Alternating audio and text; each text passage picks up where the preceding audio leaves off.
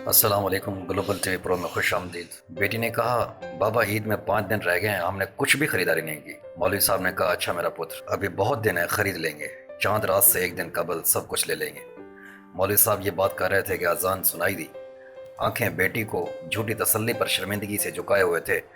इनको मौका मिल गया और मस्जिद की तरफ चल दिए।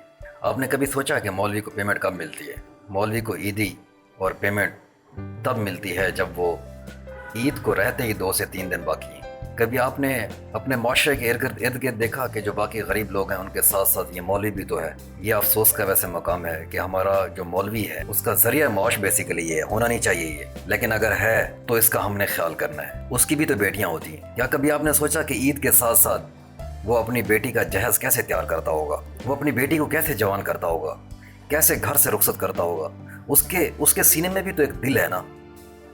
कभी सोचा आप लोगों ने कि उसकी क्या ख्वाहिशात होंगी कि मैं बेटी के लिए क्या कुछ करूं? दोस्तों, आप सब लोगों से हमारी रिक्वेस्ट है कि अपने मोहल्ले की मस्जिद में जो मौलवी साहब हैं वो भी हमारे भाई हैं, खसूसन उनके साथ तावन करें। ईद को बकाया 4 से 5 दिन रह गए। अल्लाह ताला आपका ये सरमाया आपको 10 गुना करके देगा, वापस देगा। अगर हमारी ये बात आपको पसंद आई है तो इसे लाइक और शेयर ज़रूर कीजिएगा और हमें अपनी दुआ में याद रखिएगा। हमें दीजिए इजाज़त। अल्लाह हाफ़िज़।